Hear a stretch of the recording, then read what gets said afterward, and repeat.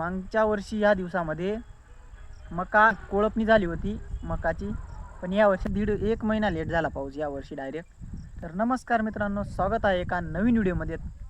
आणि आजचा व्हिडिओ एक खूप मोटिवेशनल टाईपचा आहे. तर मित्रांनो, काल 2 दिवसाआधी आपली मका पेरणी झाली आहे. तर पुरेशी वल होती पेरण्याआधी, पण आता बघू आता किती टक्के उगवण क्षमता होते.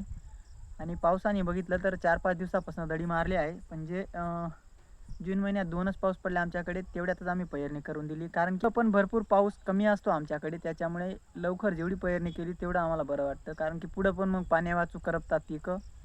आणि आत्ता जर बघितलं तर पावसाने पूर्ण दडी मारली. आज एकदम कडक ऊन होतं.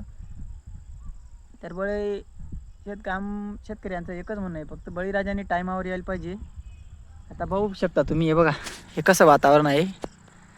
सध्या पावसाचं वातावरण होत आहे, पण पाऊस येत नाही. तर मित्रांनो, तुमच्याकडे पण हीच परिस्थिती आहे का पावसाची? कमेंटमध्ये सांगा.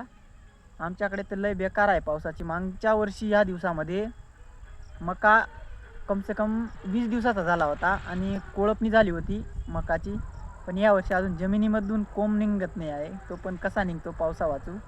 जर आज उद्या आला तर मग 100% उगवण शकता होऊ शकते, पण जर जास्तच दिवस आला नाही तर मग थोडी कमी आहे. यावर्षी पाऊस लेट झाल्या कारणाने थोडं ढोरांना चारा पण नाही यावर्षी, ढोरांना चारा पण नाही यावर्षी. तर थोडा प्रॉब्लेमच येतो आहे. जर पाऊस आला असता तर आपले बांध वगैरे थोडे निळे झाले असते, किंवा काही पावसाने काहीतरी टाकला असता आपण हिरव्या चारा, तेवढं बरं झालं असतं ढोरांना. पण एवढी बिकट परिस्थिती आहे की ढोरांना अजिबात चारा नाही. आपण जो उकडा असतो ना, त्यावरनं गोळून ते परत तेच टाकतायत टाटवा. म्हणजे काय करायचं, नाही जाय तर नावेलाचा खाल जे आहे ते तरी टाकावं लागेल.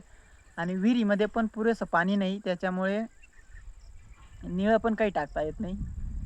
तर खूप वाईट परिस्थिती आहे मित्रांनो यावर्षी. खूप पाऊस, 1 महिना लेट झाला पाऊस यावर्षी डायरेक्ट. जर मागच्या वर्षी ज्या टायमाला आला असता, तर त्याच टायमाला जर यावर्षी पाऊस आला असता तर सर्व काही व्यवस्थित झालं असतं. ढोरांना पण चारा भेटला असता आणि पीक पण आतापर्यंत कोळपणी झाली असती. पुढचं पीक पण वेळेवर येतं मग. तर मित्रांनो, आजचा व्हिडिओ एवढाच होता की पाऊस येत नाही. तुमच्याकडे झाला असेल तर कमेंटमध्ये सांगा. आणि तुम्ही जर चॅनलवर नवीन असाल तर चॅनलला सबस्क्राईब करा. भेटू नवीन एका पुढील व्हिडिओमध्ये. तोपर्यंत रामकृष्ण हरी.